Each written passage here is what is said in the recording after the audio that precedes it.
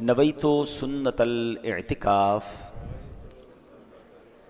پیارے پیارے اسلامی بھائیوں، جب بھی مسجد میں داخل ہوا کریں یاد کر کے اعتکاف کی نیت ضرور کر لیا کریں، دیگر عبادتوں کے ساتھ ساتھ ہمیں اعتکاف کا ثواب بھی ملتا رہے گا۔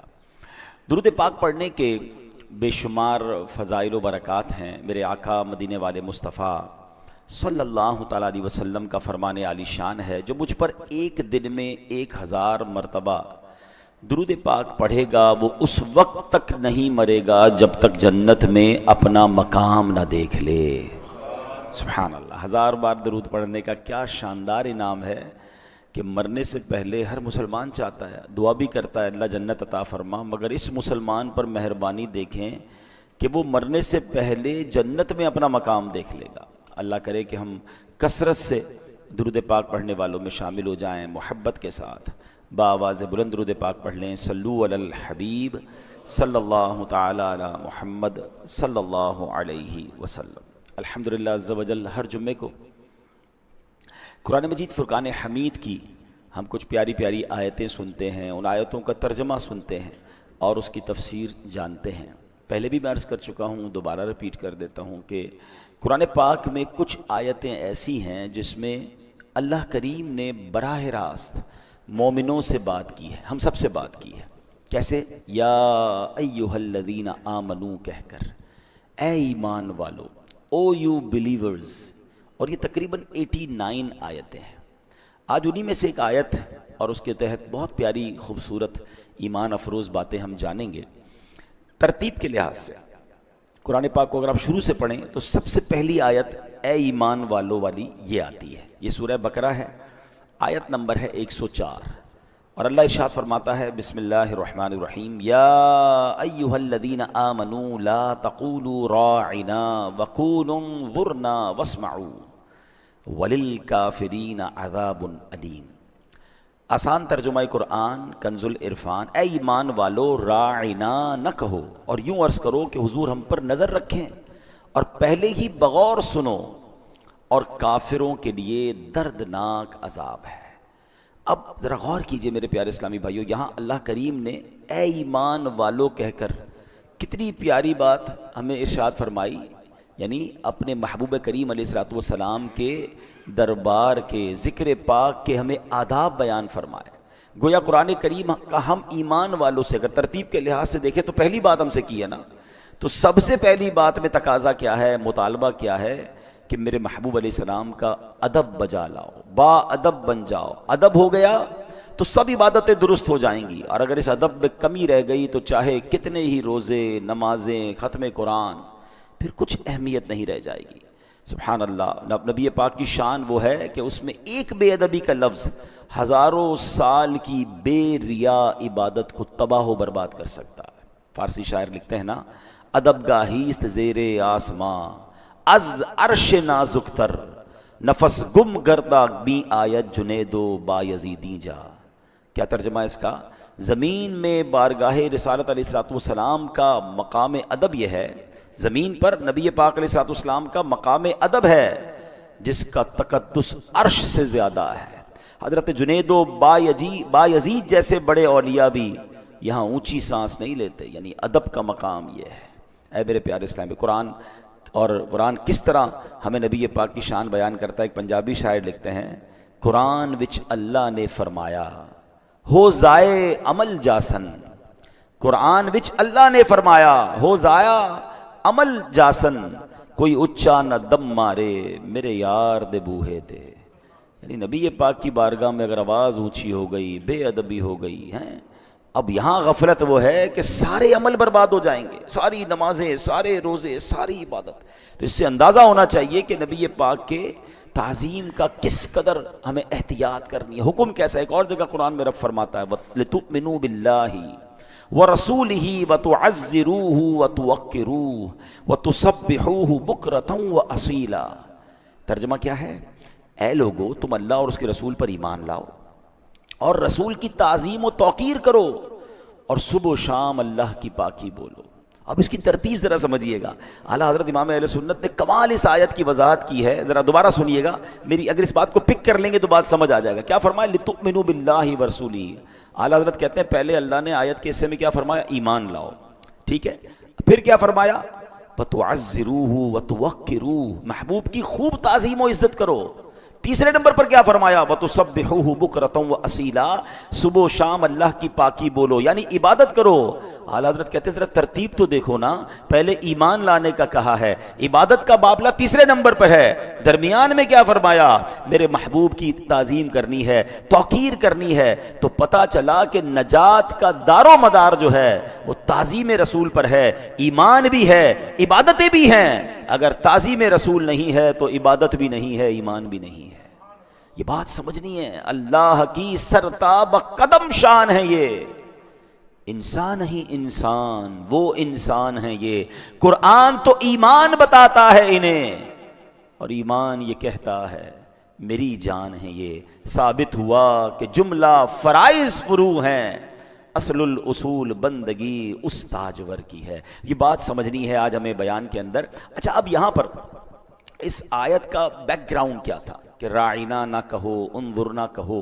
بڑا ہی یونیک بیک گراؤنڈ ہے اس کا. مفسرین نے الگ الگ انداز میں لکھا, اس کا خلاصہ سنتے ہیں کہ جب صحابہ کرام کو نبی پاک علیہ السلام بیان فرماتے تھے, واعظ فرماتے تھے, اسلام کی تعلیمات دیتے تھے, تو آپ نے دیکھا ہوگا ہم اسکول کالجز میں بھی بعض اوقات ہمیں بتایا بھی جاتا ہے کہ کوئی بات اگر اسپیکر کی سمجھ نہ آئے تو آپ کہیں کہ حضور پارڈن پلیز, کم اگین, دوبارہ آپ ریپیٹ کر دیے, سر ذرا دوبارہ ریپیٹ کر دیں.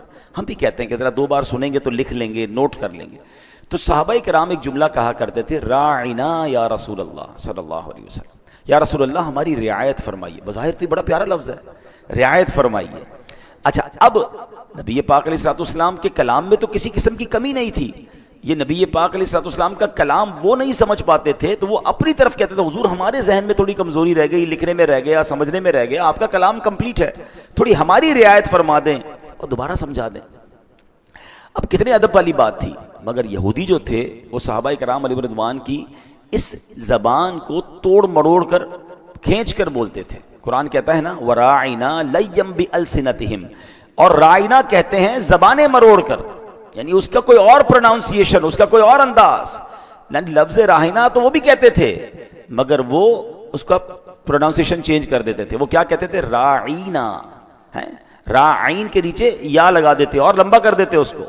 تو را کا مطلب کیا ہے؟ راعی کا مطلب ہماری رعایت کیجئے, اور اگر راعی بنا دے کوئی تو اس کا مطلب بنتا ہے چرواہا, یعنی معاذ اللہ وہ بے ادبی کی نیت سے. اچھا, ہوتا یہ تھا کہ ایسا تو نہیں, اب تو ماشاءاللہ مسلمان ہی مسلمان ہیں, ہمارے علاقے میں مسلمان ہی رہتے ہیں, مگر اس زمانے میں کیا ہوتا تھا کہ نبی پاک جب صحابہ کو بیان کرتے تو یہودی بھی آ کے بیٹھ جاتے تھے, اور جب وہ صحابہ کہتے رائنا یا رسول اللہ تو وہ معاذ اللہ اس جملے کو بڑا کر کے غلط نیت سے کہتے تھے.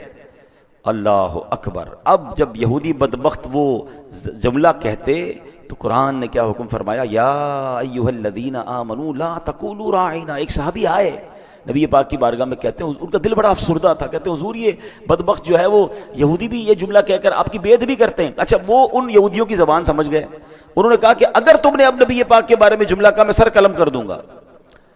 تو یہودی کہتے ہیں اب ہمیں کیوں کہہ رہے ہیں, مسلمان بھی تو کہتے ہیں, یعنی انہوں نے اس کے پیچھے چھپ کر معاذ اللہ وہ بدبختی کرنا چاہی. تو وہ صحابی افسردہ ہو کر نبی پاک کی بارگاہ میں آئے, اور اللہ اکبر, رب کو کب یہ گوارا ہے کہ جناب نبی پاک کی بارگاہ میں کوئی ایسا لفظ بھی بولا جائے جس کا کوئی ڈبل میننگ یا کوئی ایسا بھی غلط استعمال کر سکتا ہے. قرآن میں حکم آتا ہے, ایمان والوں سے کیا کہا جا رہا ہے؟ یا ایھا الذین آمنوا لا تقولوا راعنا, ایمان والو راعنا نہ کہو. اللہ اکبر. اب قرآن نے اس کا آلٹرنیٹ بھی دیا. کمال تو دیکھیں کہ میرے محبوب کی بارگاہ میں یہ لفظ نہیں کہنا. اچھا, کیا کہنا ہے وہ بھی قرآن بتا رہا ہے. فرما وقول انظرنا, اور یوں عرض کرو کہ حضور ہم پر نظر رکھیں, حضور نظر رکھیں. اللہ اکبر. اور اب واسمعوا, اب آگے سنیں, ادب کا لحاظ دیکھیں, اور کیا خوبصورت طریقہ ہے قرآن کا. اور پہلے ہی بغور سنو نا, نبی پاک کے دربار میں ہو تو غور سے سن لو, بار بار کیوں ریپیٹ کروانا ہے؟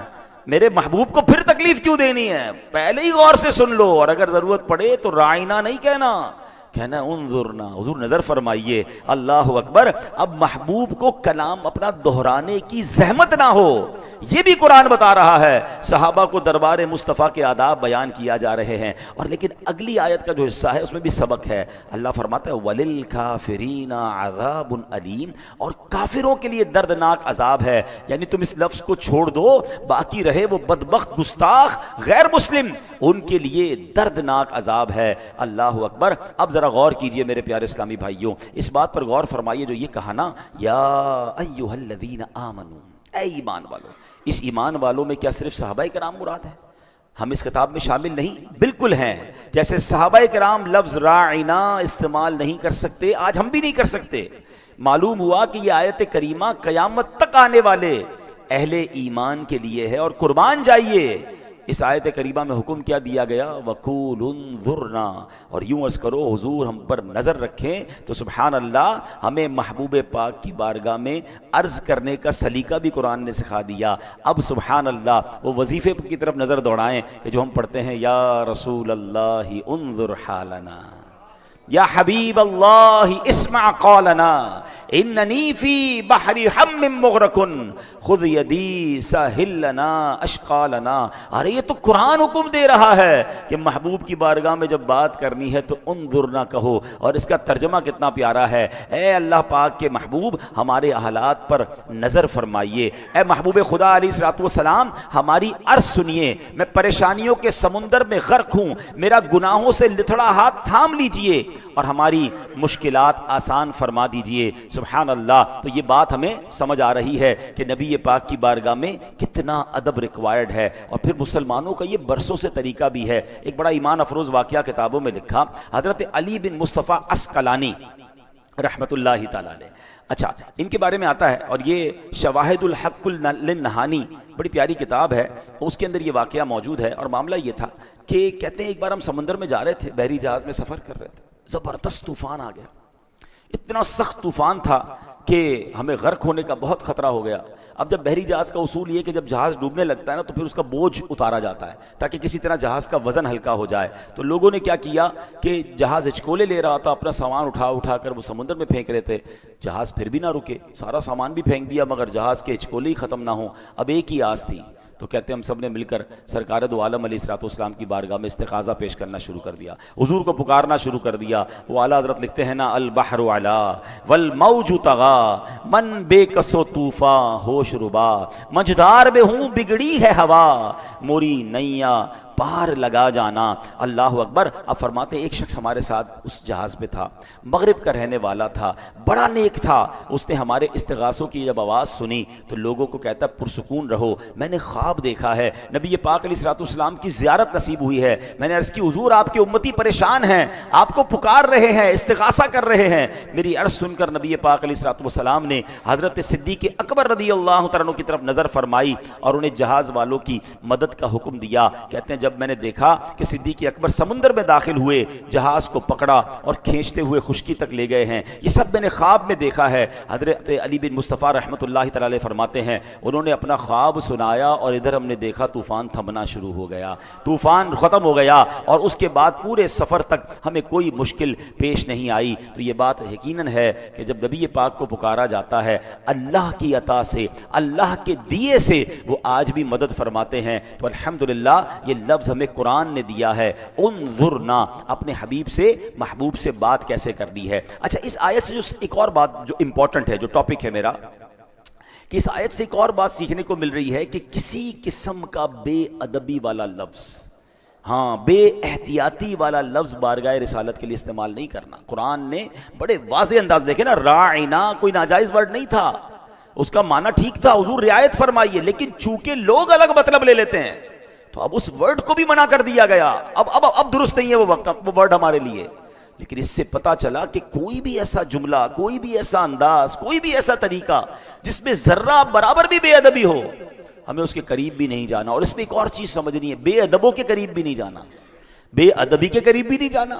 کچھ لوگ بڑی بے باک گفتگو کرتے ہیں معاذ اللہ نبی پاک کے بارے میں، پیارے آقا کے تبرکات کے بارے میں، نبی پاک کی آل کے بارے میں، پیارے آقا کے صحابہ کے بارے میں، مدینہ منورہ کے بارے میں۔ نہیں، اگر ان کی زبان جارحانہ ہے، ان کا انداز برا ہے، وہ مخاطب صحیح نہیں کرتے ایسی مبارک چیزوں کو، ہمیں ان کے قریب نہیں بیٹھنا۔ ایک بات ہمیشہ یاد رکھیے گا، صحبت اثر لاتی ہے۔ جو بے ادبوں کے ساتھ بیٹھتا ہے اس کی زبان بھی بے ادب ہو جاتی ہے، جو با ادب کے ساتھ بیٹھتا ہے اس کی زبان بھی با ادب ہو جاتی ہے نا۔ عاشق رسول کے ساتھ بیٹھیں تو عشق رسول بڑھنے لگتا ہے۔ تو ہمیشہ یاد رکھیں کہ بے ادب اگر دوست، بے ادب دوست کیسے ہو سکتا ہے میرا؟ ہمیشہ یاد رکھیں با ادب با نصیب، بے ادب بے نصیب۔ ہمیں بے ادب نہ بننا ہے، نہ بے ادبوں کے قریب بیٹھے تو ایمان چلا جائے گا، قرآن کہہ رہا ہے۔ اب آگے آئیے، صحابہ کرام علیہ رضوان کی احتیاط کیا ہوتی تھی؟ حضرت عباس رضی اللہ عنہ، اب لفظوں کا چناؤ دیکھیں، یہ بھی سیکھنا ہے کہ کیا کس کے بارے میں بات کر رہے ہیں۔ ارے پہلے بولنے سے پہلے سوچے تو صحیح کہ آپ سرکار دو عالم علیہ الصلوۃ والسلام کی بات کر رہے ہیں، آپ ان کے صحابہ، ان کے اولیاء، ان کے جناب اہل بیت کی بات کر رہے ہیں۔ کتنا سوچ کر بولنا ہے، جو منہ میں آیا بول دیتے ہیں لوگ۔ سوچ دیکھیں، حضرت عباس رضی اللہ تعالیٰ نبی پاک کے چچا ہیں، ان سے سوال کیا، حضور آپ بڑے ہیں یا نبی پاک علیہ السلام عمر میں بڑے ہیں؟ Very normal question. ہم سے کوئی بھی پوچھے کہ بھائی آپ بڑے ہیں یا فلاں بڑے، تو ہم کہیں میری عمر زیادہ ہے، میں بڑا ہوں، ٹھیک ہے نا۔ مگر حضرت عباس ایک تو ہے بھی چچا، ان کا مقام بھی ہے، مگر ادھر بات کیا ہو رہی ہے؟ رسول پاک علیہ السلام عمر میں بڑے ہیں یا آپ بڑے ہیں؟ اب لک ایٹ دا آنسر۔ حضرت عباس کہتے ہیں انت اکبر امن نبی، پوچھا گیا کہ حضور آپ بڑے ہیں نبی پاک؟ کہتے ہیں ہوا اکبر منی وانا ولدت قبلہ، بڑے تو وہی مجھ سے ہیں، پیدا میں پہلے ہو گیا ہوں۔ مجھے بتائیں نا یہ کون سی کتاب میں لکھا ہے، یہ کون سی ڈکشنری ہے؟ لوگ کہتے ہیں کبھی کوئی عشق کی بات کرے نا کہ یار آپ مدینے کے لیے ایسا لفظ استعمال کیسے کر رہے ہیں، یہ تو صحابہ نے نہیں کیا۔ مجھے بتائیں یہ کیسا جواب ہے؟ یہ عشق والا جواب ہے نا کہ بڑے وہی ہیں، پیدا میں پہلے ہو گیا ہوں۔ آئے ہائے، کیا مزے کو مزہ آ گیا نا جملہ سن کر۔ اب وہ کہہ دیتے کہ میری عمر زیادہ ہے تو ناجائز نہ ہوتا، کوئی حرام نہیں تھا۔ کچھ لوگ یہ آتے ہیں لے کر نا کہ یار یہ کون سی مدینے کے ساتھ آپ کا یہ انداز، تو نبی پاک کے بارے میں یہ انداز، یہ تو کہیں نہیں لکھا۔ لکھا ہے وہ عشق کی کتابوں میں لکھا ہے، وہ عاشقوں کے نصیب میں لکھا ہے، جو تمہارے نصیب میں نہیں لکھا تمہیں پرابلم ہے۔ دیکھیں ہمیشہ یاد رکھیں، عشق میں، محبت میں، ادب میں آپ ہر چیز کو بک کے حساب سے فالو نہیں کرتے، جس کو جیسا ادب ہے۔ کوئی مدینے میں چپل نہیں پہنتا، وہ اس کا عشق ہے، آپ کیسے کہہ سکتے ہیں کہ تم غلط کر رہے ہو؟ حضرت مالک ساری زندگی مدینے میں رہے، امام مالک کروڑوں مالکیوں کے پیشوا، پوری زندگی مدینے میں چپل نہیں پہنے، تو آپ کہیں گے صحابہ نے نہیں پہنا، صحابہ نے پہنا، امام مالک نے کیوں نہیں پہنا؟ وہ ان کا عشق ہے، وہ ان کا انداز ہے۔ ہم اس کے لیے کسی کو، ہاں جو یہ کہتا ہے کہ مدینے میں چپل پہننے والا بے ادب ہے، یہ بھی غلط ہے۔ نہیں، ہر کسی کا الگ ذوق ہے، ہر کسی کا الگ انداز ہے۔ وہ شاعر کہتا ہے نہ کسی کے رقص پہ طنز کر، نہ کسی کے غم کا مذاق اڑا، جسے چاہے جیسے نواز دیں، یہ مزاج عشق رسول ہے۔ ایک بادشاہ تھا، ایک شخص تھا، بہت بڑی، دیکھیں یہ انداز ہوتے ہیں۔ آپ کو مکہ مدینے آپ جاؤ گے نا، اچھا یہاں بھی ملتے ہیں، کوئی نبی پاک کا نام لے رونے لگ جائے گا، کوئی نعت شریف میں رونے لگ جائے گا، کوئی سرکار علیہ الصلوۃ والسلام کا ذکر کرے گا تو تڑپنے لگ جائے گا، کوئی کسی انداز سے، کوئی کسی انداز سے۔ سب کے انداز الگ ہوتے ہیں، اس کو انجوائے کیا کریں، ٹونٹ نہ کیا کریں، طنز نہ کیا کریں، عشق والوں کو تکلیف نہ دیا کرو۔ ایک بادشاہ تھا اور بہت امیر تھا، ظاہر بادشاہ تو بڑا ہی ہوتا ہے۔ وہ ایک بار نبی پاک کی بارگاہ میں گیا تو پھٹے پرانے اور پیون لگے کپڑے پہن کر، کسی نے کہا تم مدینے آئے ہو، یہ کیسے لباس پہنا ہے؟ کہتا ہے حضور کو دکھانے آیا ہوں، حضور میں کیسا تھا اور آپ نے مجھے بادشاہ بنا دیا۔ میں اپنی اوقات یاد رکھ کر نبی پاک کی بارگاہ میں، تھوڑے دنوں بعد ایک بادشاہ آیا، اس نے وہ کرو فر والا، جاہو جلال والا لباس، وی آئی پی جو سٹائل ہوتا ہے بادشاہوں کا۔ اب ہم جیسا کوئی آدمی ہو کہ یار تمہیں تو بادشاہ والا لباس پہن کے آنا ہی نہیں چاہیے تھا، تمہیں پتہ نہیں ادب کیا ہے؟ پوچھا کیوں آئے ہو؟ کہتا حضور کو دکھانے آیا ہوں کیا کیا عطا فرما دیا ہے۔ دونوں ٹھیک ہے نا؟ بات آ رہی ہے سمجھ؟ انما الاعمال بالنیات۔ کوئی رو رہا ہے وہ ٹھیک کر رہا ہے، کوئی مسکرا رہا ہے مدینے جاتے وہ بھی ٹھیک ہے، اس کو خوشی ہو رہی ہے۔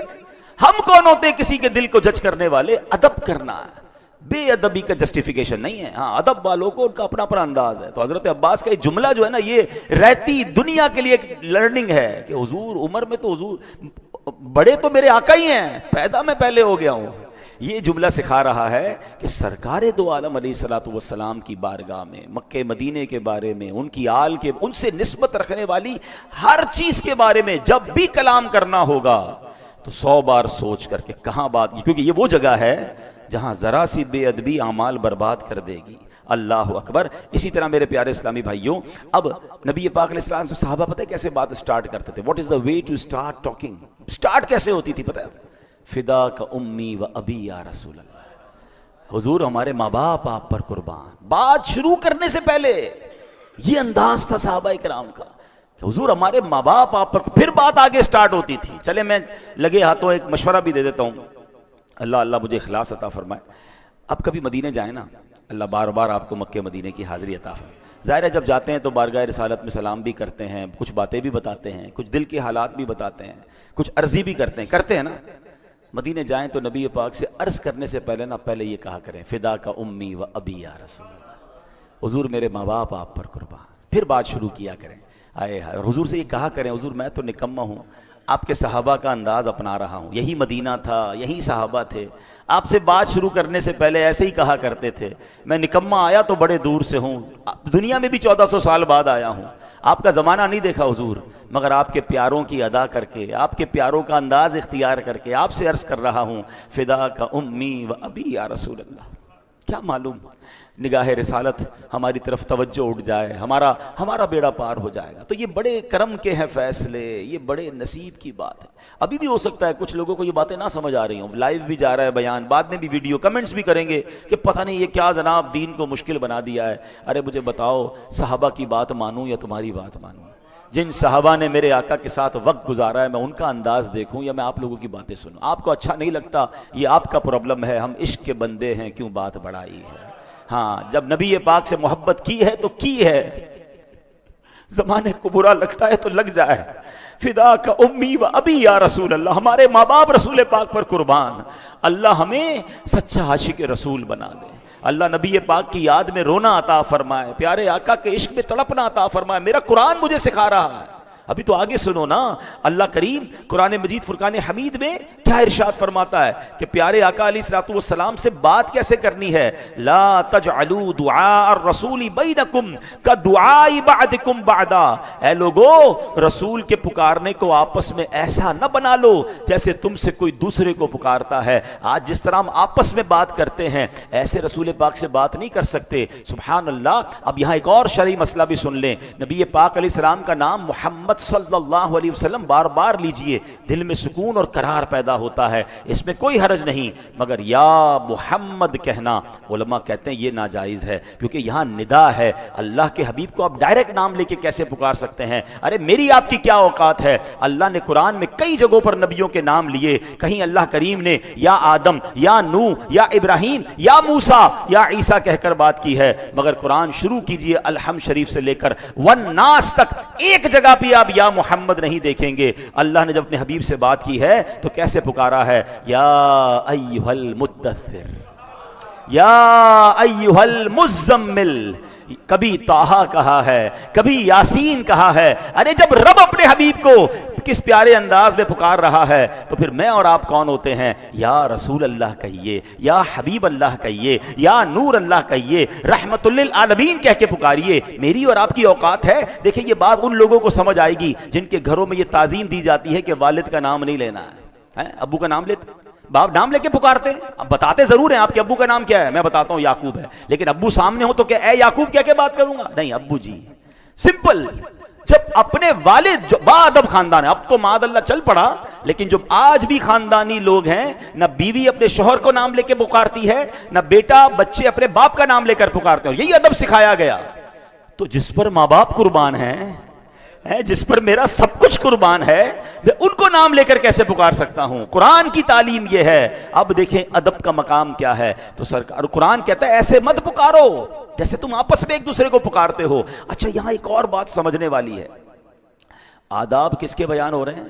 نبی پاک علیہ السلام کے. اور بیان کون کر رہا ہے؟ رب فرما رہا ہے. اب مقام دیکھیں, مجھ سے بات کیسے کرنی ہے, مجھ سے ملنا کیسے ہے, منسٹر سے کیسے ملنا ہے, صدر سے کیسے ملنا ہے, وہ یا اس کے سیکرٹری بیان کرتے ہیں کہ جناب ہمارے دفتر کا ڈریس کوڈ یہ ہے, ہمارے دفتر کا انداز یہ ہے, آپ کو آنے جانے کے لیے یہ ٹائم ٹیبل ملے گا, آپ نے اتنی دیر کی میٹنگ کرنی ہے. کون بیان کرتا ہے؟ یا وہ صدر بیان کرے گا یا اس کے ماتحت بیان کریں گے. میرے آقا کی شان دیکھو کہ دربار رسالت کے آداب قرآن میں رب بیان فرما رہا ہے.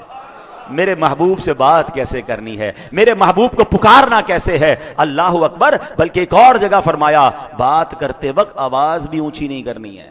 کتنے آداب. اللہ کہتا ہے یا ایھا الذین آمنوا لا ترفعوا اصواتکم فوق صوت النبی ولا تجہروا لہ بالقول. اے ایمان والو اپنی آوازیں نبی کی آواز پر اونچی نہ کرو اور ان کے حضور زیادہ بلند آواز سے کوئی بات نہ کرو. آگے کیا فرمایا؟ تمہارے اعمال اکارت ہو جائیں گے، تمہیں پتہ بھی نہیں چلے گا. قرآن پاک کی اگلے آیت کے حصے کا جو مفہوم ہے، اس سے پتہ کیا چل رہا ہے؟ اب نبی پاک کے زمانے میں بھی، اور علماء کہتے ہیں یہ آج کے لیے بھی درس ہے. اور صحابہ کرام نے جب یہ آیت سنی نا تو حضرت ابوبکر صدیق عرض کرتے ہیں یا رسول اللہ، اللہ کی قسم آئندہ میں آپ سے سرگوشی کی زبان میں بات کیا کروں گا. حضرت عمر تو اتنا آہستہ بولتے تھے کہ بار بار نبی پاک کو بعض اوقات کہنا پڑتا ہے عمر دوبارہ بولو. ڈر لگ گیا صحابہ کو ہمارے اعمال ہی برباد نہ ہو جائیں. دربار رسالت میں اپنی آوازوں کو اونچا نہیں کرنا. مشہور مفسر قرآن مفتی احمد یار خان نعیمی رحمۃ اللہ تعالی علیہ فرماتے ہیں کہ اب بھی حاجیوں کو حکم ہے کہ جب روضہ رسول پر حاضری نصیب ہو تو سلام بہت آہستہ کریں، کچھ دور کھڑے ہوں. بلکہ بعض علماء کرام نے تو حکم دیا ہے کہ جب حدیث کا درس ہو رہا ہو تو وہاں دوسرے لوگ بلند آواز سے نہ بولیں، اگرچہ بولنے والا کوئی اور ہے، کلام تو نبی پاک کا ہو رہا ہے نا. یعنی حضور کا کلام، حدیث بیان ہو رہی ہے، تب بھی آوازیں پست کر دے. اب جو روضہ رسول پہ جا کے شور مچاتے ہیں، پلیز بڑے ادب کا مقام ہے. دربار رسالت میں جائیں، دور کھڑے رہیں، چپکنے کی کوشش نہ کریں جالیوں سے، اور با ادب سر جھکا کر ہے جو ایک ادب والا خاشعانہ انداز ہے، وہ انداز ہونا چاہیے. وہ مقام ہے جہاں آواز بلند کرنے کا منع فرمایا، اور فرمایا کہیں تمہارے اعمال ہی برباد نہ ہو جائے. اس سے اندازہ ہو رہا ہے کہ ادب کیا ہے میرے آقا علیہ الصلوۃ والسلام کا. اللہ کرے کہ ان قرآنی آیات کے ذریعے جو ہمیں سیکھنے کو مل رہا ہے. اچھا پھر ادب کی ضرورت نبی پاک علیہ الصلوۃ والسلام کے ساتھ تو ہمیں بالکل ادب کرنا ہے، بے انتہا کرنا ہے، مگر جس چیز سے نبی پاک کو نسبت ہو جائے، پیارے آقا کی وہ آل ہو، نبی پاک کا شہر ہو، ہیں میرے آقا کی گلیاں ہوں، میرے آقا علیہ الصلوۃ والسلام کے تبرکات ہوں، میرے آقا کے صحابہ ہوں، نبی پاک کی حدیث ہو، جس چیز کو پیارے آقا علیہ الصلوۃ والسلام سے نسبت ہو گئی، اب ذرہ برابر بھی، یعنی معاذ اللہ، علماء فرماتے ہیں اگر آج کوئی نبی پاک کے منہ مبارک کی بے ادبی کر لے وہ بھی اسلام سے خارج ہو جائے گا. یہ بڑا نازک معاملہ ہے. تو گستاخی، اللہ اکبر، تو بڑا لفظ ہے بے ادبی، اور بے ادبی والا وہ لفظ بھی جس میں بے ادبی کا شائبہ ہو اس کے بھی قریب نہیں جانا. اب آپ کہیں گے کب سب کہاں سے ملے گا؟ اس کا سمپل فارمولہ یہ ہے کہ ہم با ادب لوگوں کے ساتھ رہیں. پہلے چیک کر لیں کہ علماء کرام میں، مفتیان کرام میں، بیان کرنے والوں میں وہ کون لوگ ہیں کہ جب نبی پاک کا نام لیتے ہیں تو ادب سے سر جھکتا. آپ نے امیر اہل سنت کو دیکھا ہے؟ امیر اہل سنت دعوت اسلامی کے جو بانی ہیں، فاؤنڈر آف دعوت، جب وہ نبی پاک کا نام لیتے ہیں تو ہاتھ سینے پہ رکھ کے سر جھکاتے ہیں. محمد صلی اللہ علیہ وسلم، انداز ہی ایسا پیارا کہ بندہ نام نامی سن کے سرکار کے تصور میں گم ہو جائے. عشق والی بات ہے نا. امیر اہل سنت کا ایک انداز آپ کو بتاؤں، مدینہ پاک جب جاتے ہیں نا تو اب ہم نارملی کوئی ایڈریس پوچھے کہاں جانا تو کہتے ہیں رائٹ ٹرن ہو جائیں، پھر الٹے ہاتھ پہ ٹرن ہو جائیں، پھر رائٹ ہو جائے، پھر الٹے ہاتھ. ایسے ہی نہیں. امیر علیہ سے فرماتے ہیں مدینے میں الٹا تو کچھ بھی نہیں ہے، تو فرماتے ہیں رائٹ ٹرن ہو کے پھر آگے جا کے دل کی طرف مڑ جائیے گا.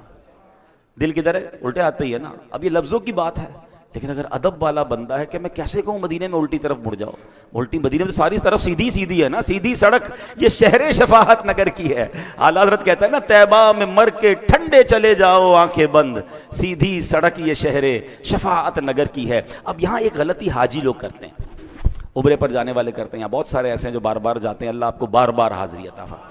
مدینے جانا کمال ہے، مکے جانا یہ بہت بڑی سعادت ہے، مگر ایک بات یاد رکھیے گا، جیسے جی چاہے جہاں میں گھوم پھر، جیسے جی چاہے جہاں میں گھوم پھر، پر یہ مدینہ ہے یہاں آہستہ چل.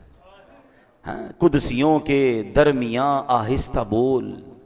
فرشتے ہیں نا، 70,000 فرشتے اتر رہے ہیں ہر وقت. آپ ہر وقت فرشتوں کے درمیان ہوتے ہیں. جب آپ مکے میں ہوتے ہیں کعبے کے سامنے مستجاب دیوار وہ ہے جہاں 70,000 فرشتے دعا کی آمین کے لیے موجود ہیں. نبی پاک کا روضہ وہ ہے جہاں صبح 70,000 شام 70,000 فرشتے حاضری دے رہے ہیں سلام کے لیے. It means whenever you are in Makkah and Medina آپ فرشتوں کے درمیان چل رہے ہوتے ہیں، آپ فرشتوں کے ساتھ ہیں. وہاں کیا انداز ہونا چاہیے؟ شاپنگ کب کرنا ہے، کون سے ہوٹل میں کھانا کھانا ہے، او بھائی آج کدھر جا رہے ہو، فلائٹ کب کی ہے. ہم نے حرم میں دیکھا کہ لوگ کعبے کے سامنے بیٹھ کر دنیاوی باتیں، فون پہ بزنس کی باتیں کہہ لگا رہے ہیں. ارے یار اس جگہ آئے ہو جہاں آنے کو لوگ رو رہے ہیں، تڑپ رہے ہیں، اس کے دیدار کو تڑس رہے ہیں، اور آج آپ کے سامنے کعبہ ہے اور آپ دنیاوی باتوں میں لگے ہوئے کھیل رہے ہوتے ہیں بچے. مدینہ شریف میں بھی یہ منظر دیکھے نہ کریں. اگر ادب نہیں کر سکتے تو تھوڑے دنوں کے لیے جائیں، کہیں ایسا نہ ہو سارا سفر بیکار ہو جائے. संभल कर पाँव रखना ज़ायरों शहर मदीना में, संभल कर पाँव रखना ज़ायरों शहर मदीना में, कहीं ऐसा ना हो सारा सफ़र बेकार हो जाए। असल में कुछ लोगों ने ग्रांटेड ले लिया, हमारे लिए तो मसला ही कोई नहीं, हर साल ही जाते हैं, पूरी फैमिली भी जाती है, टिकटें भी बन जाती हैं, पैसे भी हैं। हाँ, ऐसा ना हो कि जा तो रहे हो मगर अगर वहाँ की कदर ना की। याद रखें, जिस नेमत की कदर नहीं की जाती ना, वो नेमत छीन ली जाती है। हाँ, और अगर आप मक्के मदीने जा रहे हैं तो खुदा के वास्ते अदब करें, एहतियात करें, वहाँ इबादत करें, एक एक लम्हे को कैश करें। हमें नहीं पता अगली बार जा सकेंगे कि नहीं जा सकेंगे। अपने हर हाज़री को ज़िंदगी की आखिरी हाज़री समझें और वहाँ जाकर सुभान अल्लाह वो दौर याद करें जब सहाबा सरगोशियों वाले अंदाज में बात कर रहे हैं, जब सहाबा इकराम नबी पाक का ऐसा अदब कर रहे हैं कि सर झुकाकर प्यारे आका के फरामीद सुन रहे हैं। मदीना तो वही है ना। बहुत पहले एक बुजुर्ग ने एक बात कही थी जो इधर जाके लग गई। वो कहते हैं कि तुम्हें पता है कहाँ आए हो? 1450 साल पहले आ जाते तो सहाबी बन जाते। ये ऐसा जुमला मैंने सुना कि जिसको कहते हैं ना रोंगटे खड़े हो जाते हैं। यही तो होता था।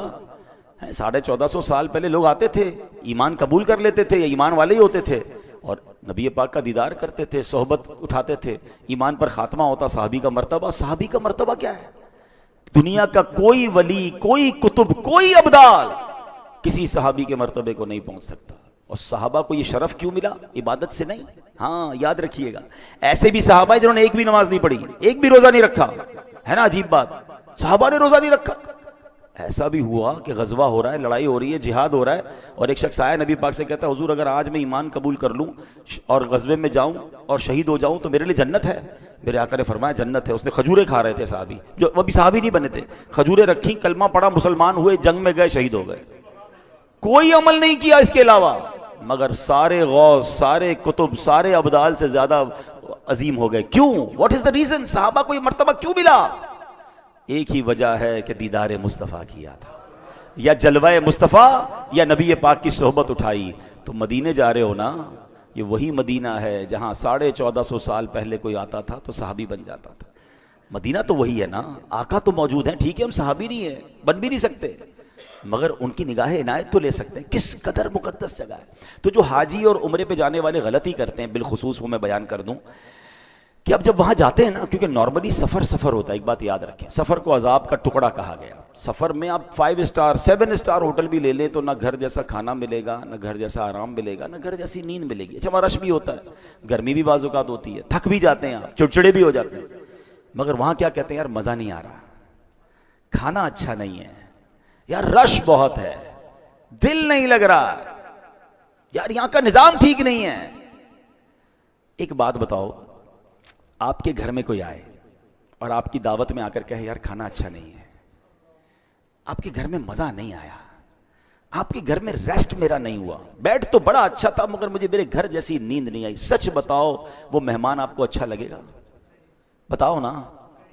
अब मदीने जाकर ऐसे कहोगे, मक्के जाकर ऐसे कहोगे, ये कभी मत करना, इसकी सज़ा मिलती है। हाँ, अल्लाह और उसके रसूल नाराज़ हो गए ना, हम मारे जाएंगे। मैं आपको सही बता रहा हूँ, हमारी औकात है कि हम मक्के मदीने जाए। मैं तो अपनी एक इमेजिनेशन बताता हूँ, अल्लाह करे आपको समझ आ जाए कि बंदा इस तसव्वुर से जाए कि मुजरिम गया है, माफ़ी मांगने गया है, बख्शवाने गया है, हाथों में बेड़ियां हैं और काबे के सामने खड़ा है कि अल्लाह गुनाह माफ़ कर दे। सरकार की बारगाह में इसलिए गया हूं कि हुजूर शफाअत कीजिएगा, आपने फरमाया जिसने मेरे रोजे की जियारत की उस पर मेरी शफाअत वाजिब हो गई। हुजूर भिखारी आया है। अब मुझे एक बात का जवाब दीजिए, क्या कैदी के नखरे होते हैं? मुजरिम के नखरे होते हैं? कभी जेल में जाकर वो कहता है जज साहब जेल का खाना अच्छा नहीं और जनाब मुझे सहूलतें नहीं मिल रही? वो तो एक ही तमन्ना होती है उसकी, जज माफ कर दे, रिहाई मिल जाए। मक्के मदीने जाकर शिकवे करेंगे, मक्के मदीने जाकर क्या मालूम ये बेअदबी हमें मरवा दे। रास्ते रुक जाते हैं लोगों के मक्के मदीने जाने के।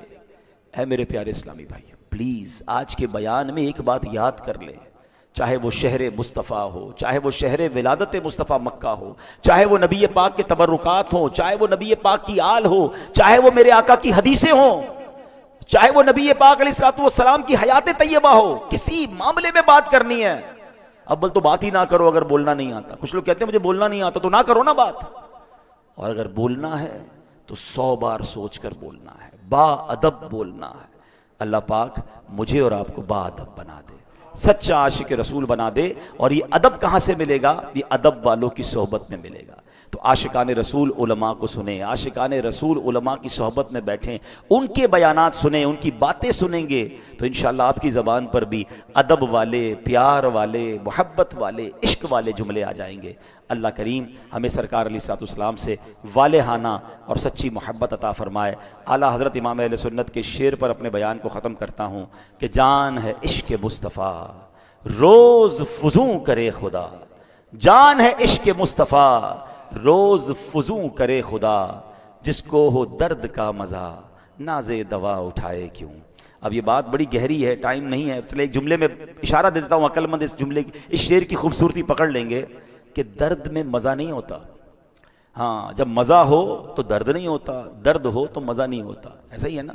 مگر اعلیٰ حضرت کہتے ہیں جس کو ہو درد کا مزہ، کیونکہ عشق رسول جب جس کو ہوتا ہے نا درد اس کو بھی ہوتا ہے۔ ہاں، پیارے آقا کی یاد تڑپاتی ہے، مدینے کی یاد رلاتی ہے، درد ہے، مگر اللہ کی قسم اس درد میں مزہ بڑا ہے۔ یہ ایسا درد ہے کہ جس کی دوا نہیں چاہیے۔ درد ہو تو دوا لیتا ہے نا بندہ، دعا کرو یار یہ درد ختم ہو جائے، دوائی دے دو ڈاکٹر صاحب درد ختم کرو، نہیں، یہ درد بڑھنا چاہیے۔ جس کو ہو درد کا مزہ ناز دوا اٹھائے کیوں۔ اللہ کریم عمل کی توفیق عطا